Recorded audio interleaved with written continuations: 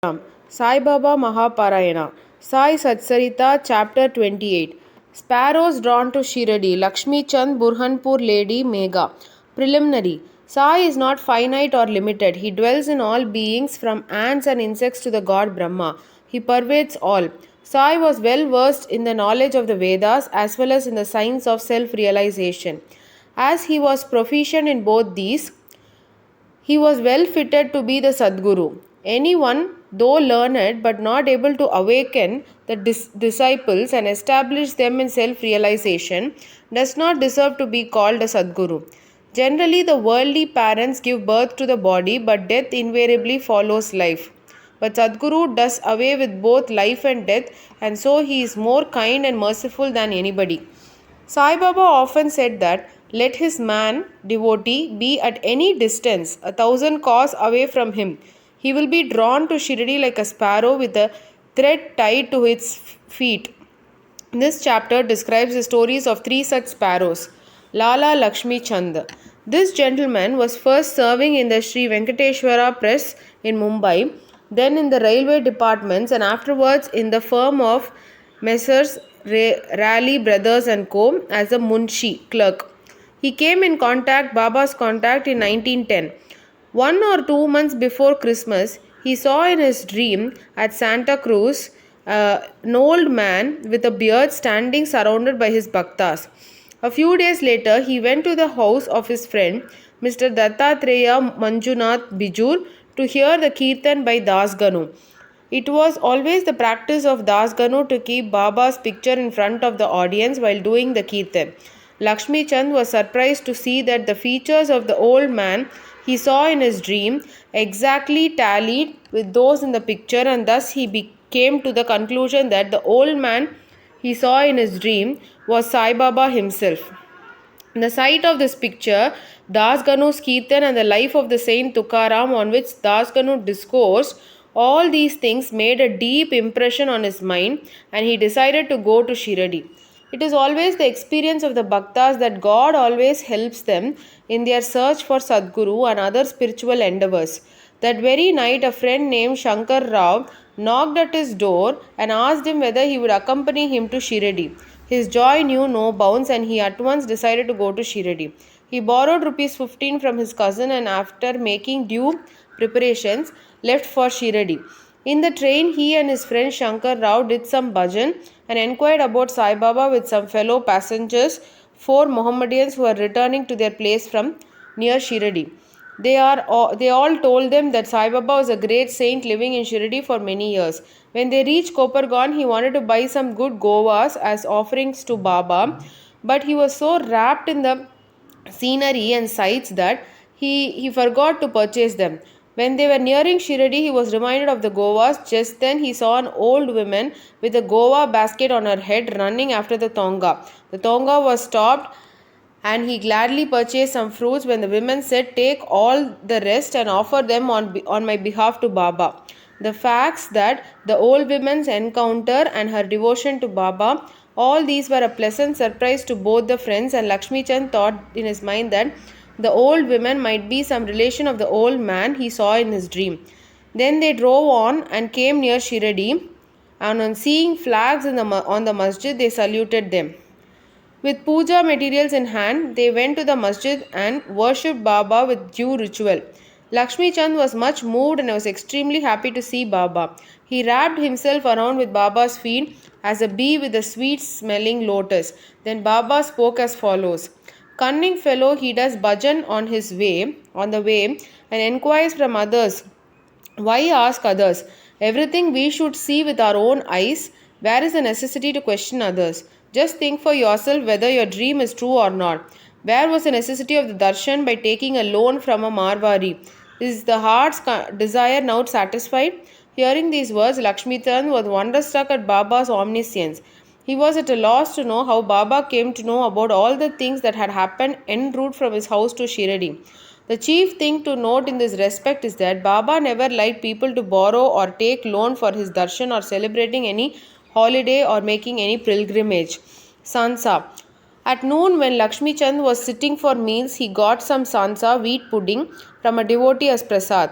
He was pleased to have it, Next day also, he expected the same sansa to be given, but he got nothing. So he was anxious to get it again. Then on the third day, at the noon arti time, Babu Sahib Jog asked Baba what Naivedya he should bring. Baba told him to bring sansa. Then the Bhaktas brought two big potfuls of sansa. Lakshmi Chand was very hungry and there was some pain in his back. Then Baba said to him, "It is good that you are hungry. Take sansa and some medicine for the pain in the back." He was again wonderstruck to see that Baba again read his mind and spoke out what was passing therein. How omniscient was he! Evil eye. During this visit, he also witnessed one night the procession of the Chavadi. Baba then suffered much from cough. He thought that the suffering of Baba might be due to somebody's evil eye. Next morning, when he went to the masjid, Baba spoke to Shyama as follows: "I suffered last night from cough. Is it due to some evil eye? I think that somebody's evil eye has worked on me and so I am suffering." In this case, Baba spoke out what was passing in Lakshmi Chand's mind. On seeing these proofs of Baba's omniscience and kindness to his bhaktas, he fell prostrate at Baba's feet and said, "I am much blessed with your darshan. Ever be kind and merciful to me and protect me always.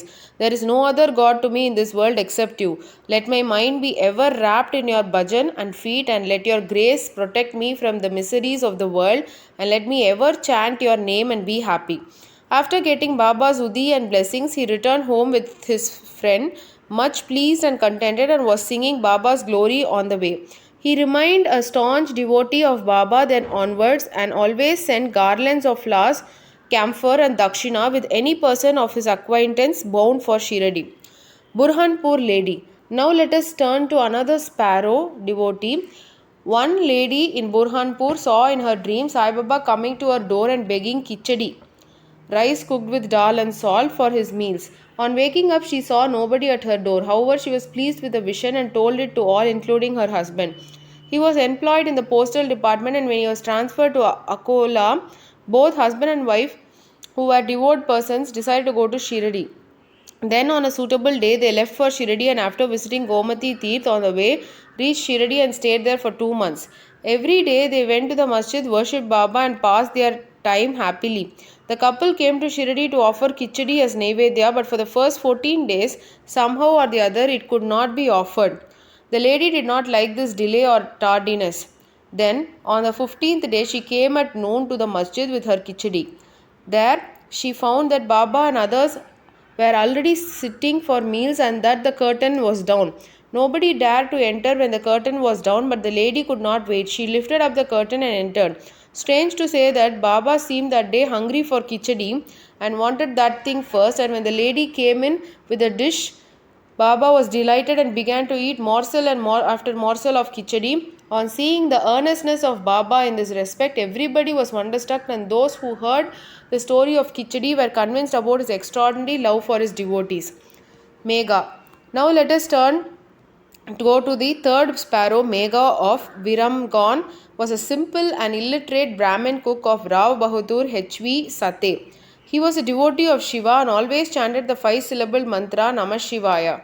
He did not know the Sandhya nor its chief mantra, the Gayatri. Rao Bahadur Sate was interested in him, taught him the Sandhya and the Gayatri. Sate told him that Sai Baba of Shiradi was the embodied form of the god Shiva and made him start for Shiradi. At Brouch railway station, he learned that Sai Baba was a Muslim, and his simple and orthodox mind was much perturbed at the prospect of bowing down to a Muslim, and he prayed to his master not to send him there. His master, however, insisted on his going there and gave him a letter of introduction to Sate's father-in-law Ganesh Damodar alias Dada Kelkar at Shiradi to introduce him to Sai Baba. When he reached Shiradi and went to the masjid, Baba was very indignant and would not allow him to enter. "Kick out that rascal," roared Baba, and then said to Megha, "You are a high caste Brahmin and I am a low caste Muslim. You will lose your caste by coming here. Just get away." On hearing these words, Megha began to tremble. He was wondering as to how Baba came to know about what was passing in his mind. He stayed there for some days, serving Baba in his own way, but was not convinced. Then he went home and then to Trayambak, Nasik district, and stayed there for a year and a half. Then again he returned to Shirdi. This time, at the intercession of Dada Kelkar, he was allowed to enter the masjid and stay in Shirdi. Sai Baba's help to Megha was not through any oral instruction. He worked upon Megha internally with the result that he was considerably changed and benefited. Then Megha began to look upon Sai Baba as an incarnation of Shiva. In order to worship Shiva, bell leaves are required, and Megha used to go miles and miles every day to bring them and worship his Shiva Baba. His practice was to worship all the deities in the village and then come to the masjid. After saluting Baba's gadi, he worshipped Baba, and after doing some service of shampooing his legs, drank the washings, the tirtham of Baba's feet. Once it so happened that he came to the masjid without worshipping Kandoba, as the door of the temple was closed. Baba did not accept his worship and sent him back again, saying that the door was open then. Megha went and found that the door open, worshipped the deity, and then returned to Baba as usual. Ganges bath. On one Makara Sankranti day, Megha wanted to smear the body of Baba with sandal paste and bathe him with the Ganges water. Baba was first unwilling to undergo this, but at his repeated request he consented. Then Megha had to traverse a distance of 8 kos to bring the sacred water from the Godavari river. He brought the water, made all preparations for the bath at noon, and asked Baba to get ready for the same. Then Baba asked him to spare from the bath, saying that as a fakir he had nothing to do with the Ganges water. But Megha did not listen to him. He knew that Shiva is pleased with Abhisheka on that auspicious day. Baba then consented, came down, and then sat on a wooden board, and projecting his head alone said, "Oh Megha, at least do this favor. Head is the most important organ of the body, so pour the water over that only. It is equivalent to the whole bath." "All right," said Megha, and lifting the water pot began to pour it on the head. But in doing this, he was so much overwhelmed with love, and he cried out, "Har Har Gange, hail goddess Ganga," and emptied the pot on the whole body. He kept the pot aside and began to look at Baba, but to his surprise and amazement, he found that only Baba's head was drenched while the body was quite dry. Trident and Pindi. Megha worshipped Baba at 2 places. In the masjid, he worshipped Baba in person, and in the Vada, Baba's big picture given by Nana Sahib Chandorkar. This he did for 12 months. Then, in order to appreciate his devotion and confirm his faith, Baba gave him a vision. One morning, when Megha was still lying down on his bed, with eyes closed but internally awake, he saw clearly Baba's form.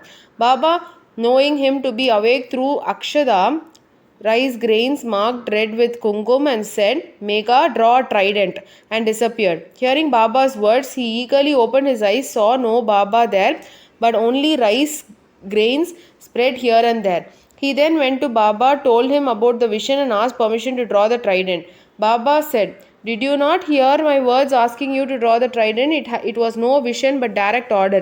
My words are always pregnant with meaning and never hollow." Megha said, "I thought you woke me up, but all the doors were closed, so I was doubtful and thought it would be a vision." Baba rejoined, "I require no door to enter. I have no form. I always live everywhere. As a wire puller, I carry on all the actions of the man who trusts me and merges in me." Megha returned to the Vada and drew a red trident on the wall near Baba's picture. Next day, a Ramdasi Bhakta came from Pune, saluted Baba, and offered him Pindi, an image of Shiva. At this time, Megha also turned up there, and Baba said to him, "See, Shankar has come. Protect him now." That is worship. Megha was pleasantly surprised to see the Pindi. Also in the Vada, Kaka Sahib Dikshit was standing with a towel on his head after having taken his bath, and was remembering Sai when he saw a Pindi in his mental vision. While he was wondering about this, Megha came and showed him the Pindi presented to him by Baba. Dikshit was happy to know that the Pindi exactly tallied with the one he saw in a few minutes before in his vision. In a few days after drawing of the trident was complete, Baba installed the Pindi near the big picture which Megha was worshipping. The worship of Shiva was dear to Megha, and by drawing the trident and installation of the Pindi, Baba confirmed his faith therein. After continuous service of Baba for many years, doing regular worship and Aarti every noon and evening. Megha passed away in 1912. Then Baba passed his hands over the mortal remains and said, "This is a true devotee of mine." Baba also ordered that at his own expense the funeral dinner should be given to the Brahmins, and this order was carried out by Kaka Sahib Dikshit. Bo to Sri Sai, peace be to all. Om Sachidananda Sadguru Sainath Maharaj ki Jai.